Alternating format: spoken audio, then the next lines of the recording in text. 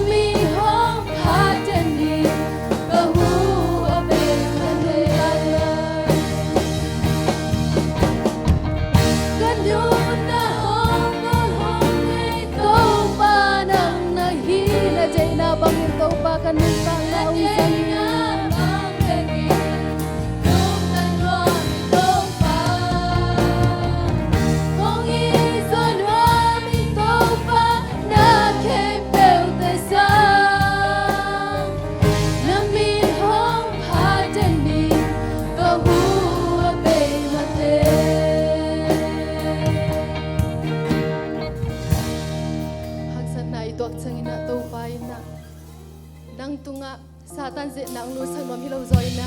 ama wan ting ong dei mana hi mani na to pa tunga to pa nang ma kong mo hi sina to pa tunga ki ama re khom lai ni ama wan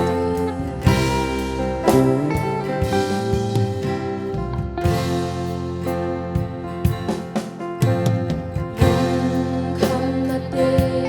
a ho tuang sia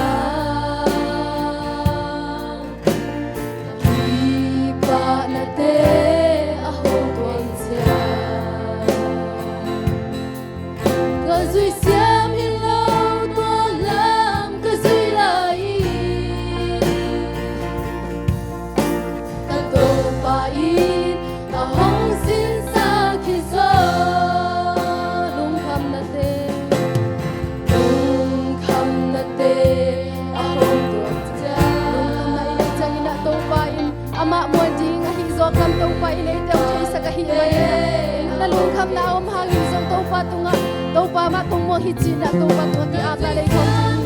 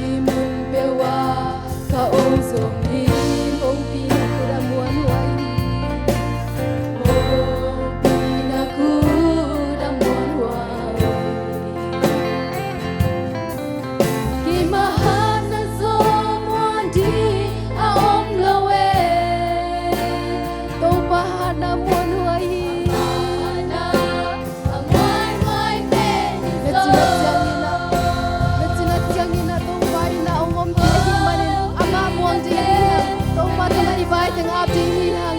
amen ama mon di ong sin sa ki so hi to pa ina ama nei te ong sing ei lawa hi manina to pa tu nga lung dam chu te ko khomina to pa nang met kong wang hi chin na to pa tu nga lung dam chu te ko khomina ama ki mon so a hi manina to pa tu nga nang ma kong wang hi chi khom ding hi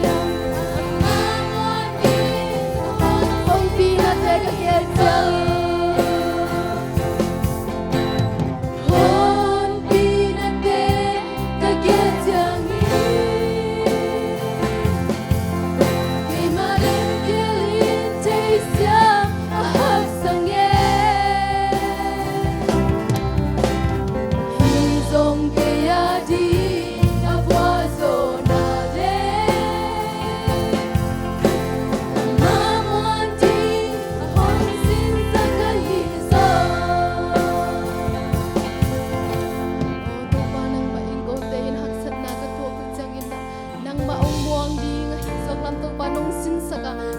manina to pa kapu khun chang na hi jong na to pa kadam lo khun chang na to pa nang ma khong khong na jingun thu phang pi la to pa nang ma in thu pha nang ma ko na ta te zo to pa tuni ma to pa nang ma in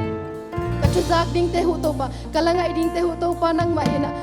te to pa ka kha te ong lo so sakila to pa thu phang pi la to pa nang ma in tuni jong to pa nang ma in